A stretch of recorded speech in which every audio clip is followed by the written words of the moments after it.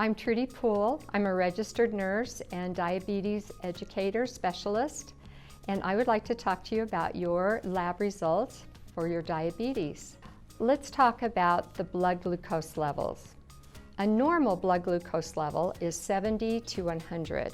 A pre-diabetes blood glucose level is 101 to 125. Anything greater than 126 can be diagnosed as type 2 diabetes. I'd like to show you these wands. This is what a normal blood sugar looks like. This is your cardiovascular, a vein, and how the blood flows and the cells move freely through the blood. If you are in the pre-diabetes range, your blood could be a little more sluggish, move a little bit more slowly, and the cells are starting to clump up a little bit. If you are greater than 200, then this is what your blood sugar may look like.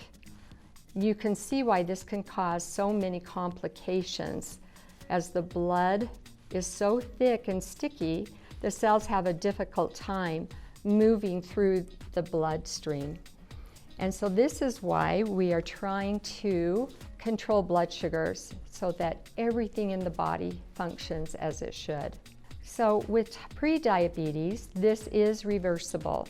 And actually type 2 diabetes is reversible as well. So the things that you need to do to prevent and reverse pre-diabetes is manage your weight, eat healthy, be active, and reduce risks in your life. We have to be careful with the kind of carbohydrates that we eat.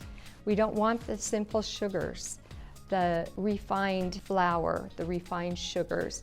We want to eat the healthy carbohydrates, because if we just eat the simple sugars, the pancreas panics. It doesn't know what to do with this big influx of sugar, and it's unable to sweep, so to speak, all of the sugar out of the bloodstream and get it into the cells where it needs to be utilized. So fruit juices, soda, diet soda are detrimental to the pancreas and to our bloodstream. Artificial sweeteners can be 200 to 1,000 times sweeter than normal sugar. So our brains develop this dependence on sugar. So some alternatives, because I know many of you are thinking, I'm not just going to drink water, and that's okay, even though water is absolutely the best choice that you can make, the healthiest for your body. Also, you can drink seltzer water. There are products on the market that are just seltzer water with some fruit infused into it, and those are great alternatives. Teas are great if you can get them non-sweetened. Stay away from fast foods.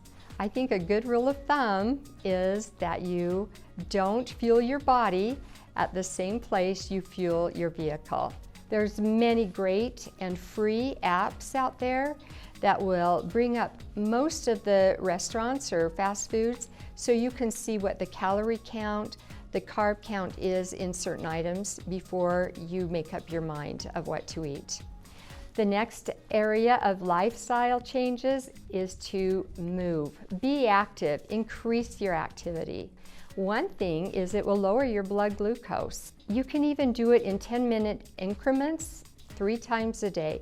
Just get up and move. Walking is so helpful and beneficial, especially if you'll walk for 10 minutes after your evening meal.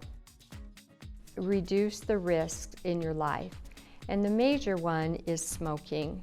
Diabetes and smoking do not do well together. Smoking accelerates vascular disease. And with diabetes, we need to protect our microvascular system. Smoking tends to dry up and shrivel our microvascular system, and diabetes damages it as well. And so that leads to more heart attacks and strokes, blindness, need for dialysis. If your results reflect blood sugar greater than 126, this is a diagnosis for type 2 diabetes. Whether you are in pre-diabetes or type 2 diabetes, I would highly recommend that you contact your doctor as soon as possible to help you with lifestyle changes and medications that are available to help you control as well.